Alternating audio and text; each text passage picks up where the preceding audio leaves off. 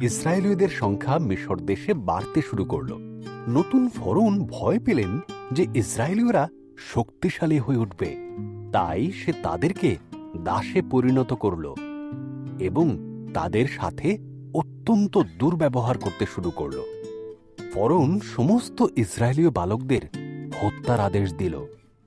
একজন স্ত্রীলোক তার শিশুকে ঝুড়িতে করে নদীর ধারে লুকিয়ে রেখেছিল। শিশুটির দিদি শিশুটিকে লক্ষ্য রাখছিল। ফরৌনের কন্যা সেই নদীতে স্নান করছিল।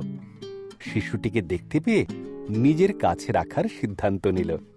শিশুটির দিদি বাচ্চাটিকে দেখাশোনার জন্য তার মায়ের সাহায্য নিতে বলল।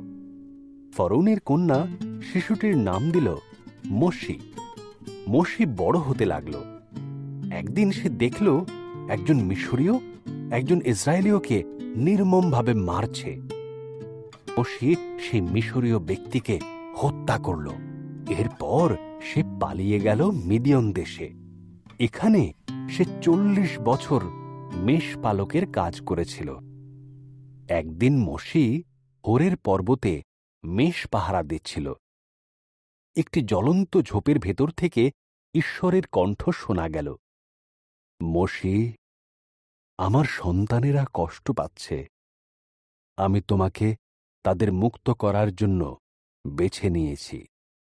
আমি পারব না, মোশি বলল। ঈশ্বর প্রতিশ্রুতি দিলেন, আমি তোমাকে সাহায্য করব। তোমার হাতের লাঠিটা ফেলে দাও। মোশি তাই করল। লাঠিটা সাপ হয়ে গেল। যখন সে হাতে তুলে নিল, তখন সেটি আবার লাঠি হয়ে গেল।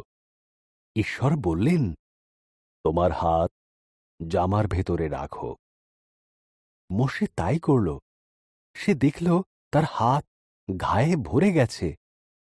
যখন সে আবার এই কাজ করল, সে দেখল ঘা সম্পূর্ণ সেরে গেছে। ঈশ্বর বললেন, ফরৌনকে এটা দেখাও। মোশে বলল, আমি ভালোভাবে কথা বলতে পারি না। ঈশ্বর বললেন, আমি তোমার মুখে ভাষা দেব। তোমার ভাই হারুন তোমাকে সাহায্য করবে। তখন মোশে ফরৌনের কাছে গিয়ে ইসরায়েলীয়দের ছেড়ে দেবার কথা বলল।